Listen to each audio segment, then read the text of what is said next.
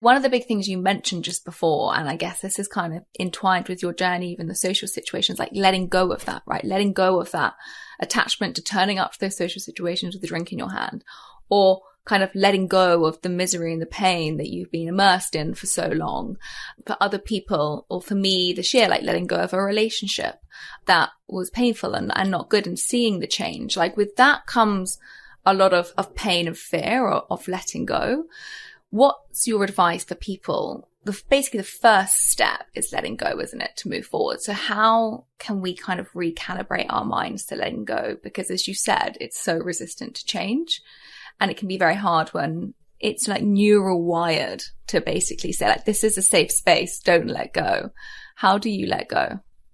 I think it's two things. I think, you said it in the beginning with the theme. I think it's like our theme of our conversation is trusting yourself.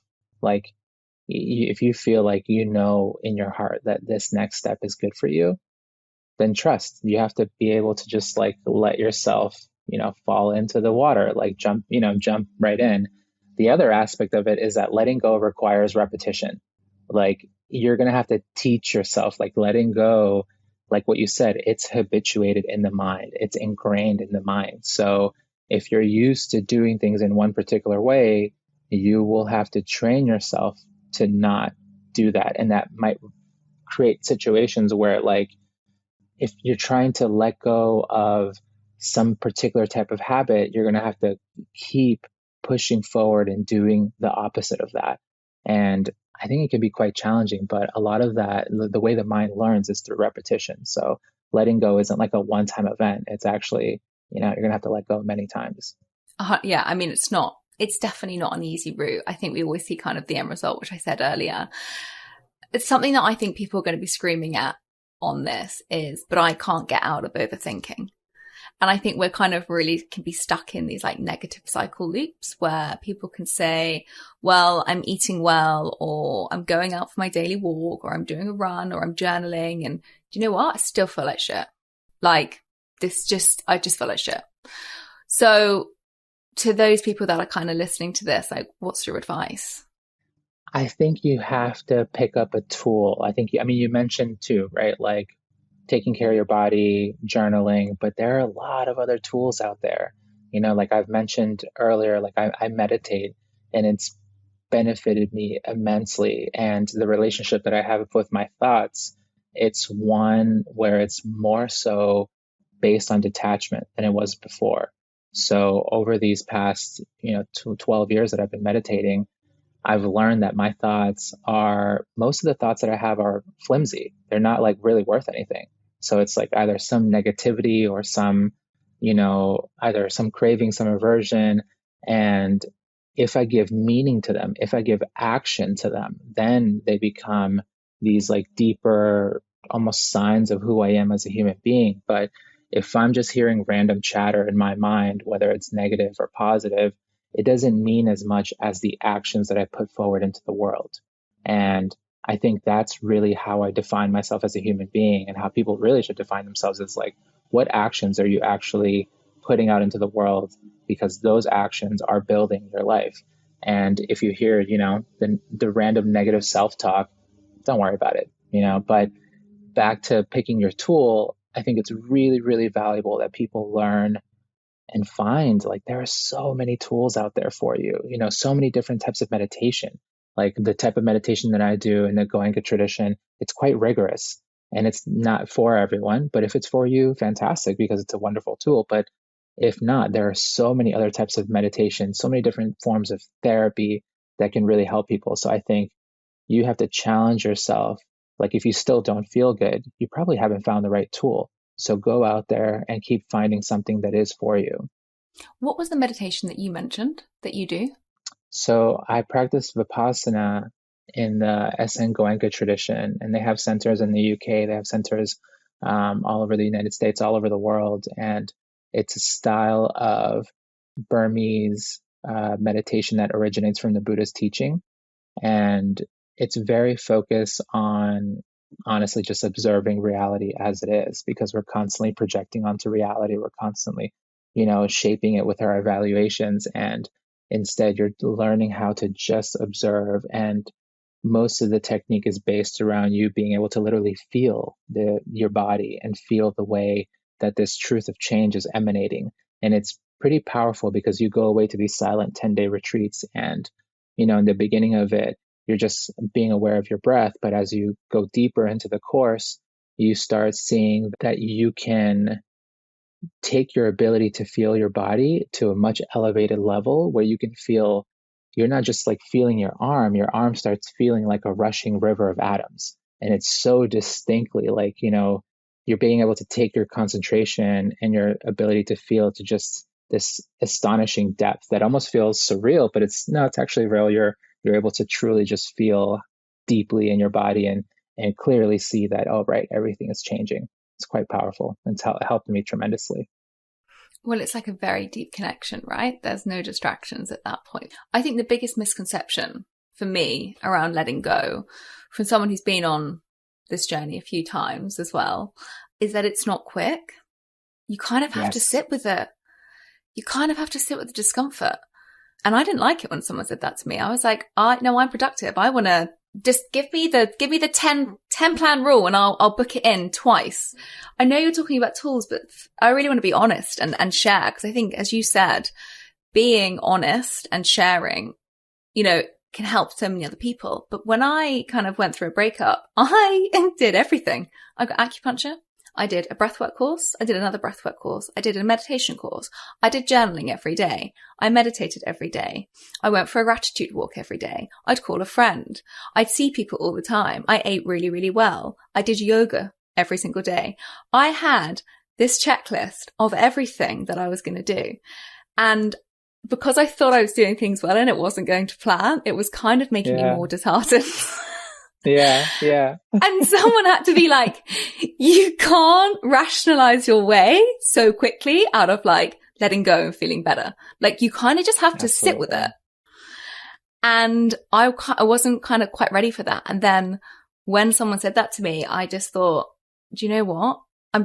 I'm without knowing it, I'm using tools to distract myself. I'm using all of these modalities to get myself out of feeling how I'm feeling. And I'm actually just not connecting to the present. And that for me was like the biggest moment of change, I think. Like the biggest kind of, do you know what? We're here. There's nothing you can do. Right. And there's so much power. Like I heard this beautiful story of a teacher that I know he's a meditator, and he was meditating in his course with another teacher who was older and really well developed. And he was asking that teacher, he was like, how can I make more progress? Like, how can I grow faster? And the teacher told him, just accept. Like, just accept. That's it. Like, and it's funny. That's one of the reasons why I'm so grateful to the meditation tradition that I'm a part of, because it's literally about, it's not like forcing yourself to feel good. We don't care about that. It's about accepting reality as it is. And if in this moment reality sucks, you be with it. You accept it. You feel it fluctuate. And I think that's beautiful, because like there are going to be times when life is unavoidably bad. And there are going to be times when it's good and great. Be present, enjoy it. And when it's bad, you know that it has a time limit. It's not going to be bad forever. But I think, when I'm hearing your story, it's like the combination of being proactive, like you had that proactivity there, but you also have to add time to it. Like it's like proactivity plus time. You accept, this is the moment. This sucks. It feels terrible. What am I going to do?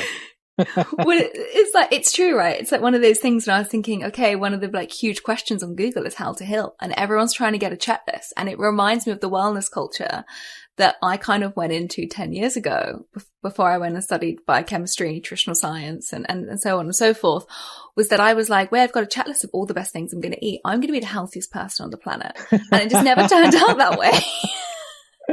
Yeah. And it's like this optimized culture. There's going to be a healing version of it where it's like all of these things you can do. And it's like, we're kind of losing the whole kind of understanding of like, just like stopping and being present is probably the biggest thing of the healing journey and the acceptance of change. Yeah, and when you talk to people who are actually really well developed, they'll tell you that they're just literally existing in the present moment. No past, no future. It's just what's here and what's now. And it's funny, when I was listening to you earlier, it was making me think like, you know, I'm sure there's so many people who are like, oh, I'll pay more for the faster healing version, but like that's not 100%. how.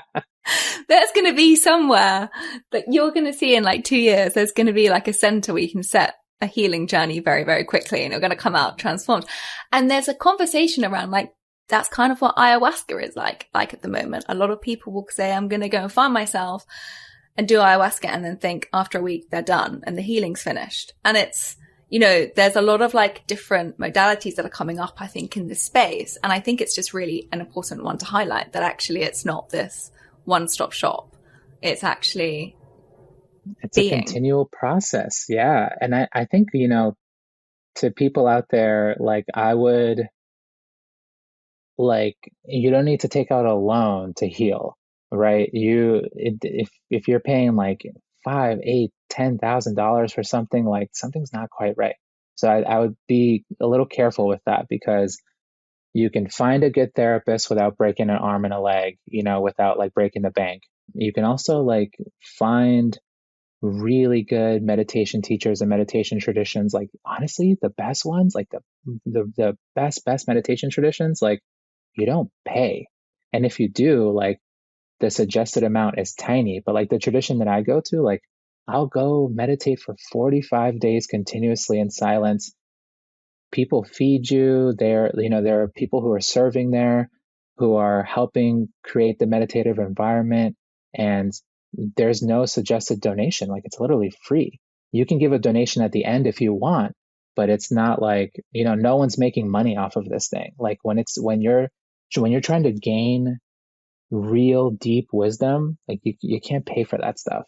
Well, I think that's the biggest philosophy, right? It's like, actually, it's a learned process and it's wisdom. It's being wise. It's kind of like you're growing with it. I think something that's really important that is something to just mention through this journey is hope. Did you ever lose hope? Because I know we're speaking about this, and even I'm speaking about my experience of, I was just being, and then I kind of didn't say what happened afterwards.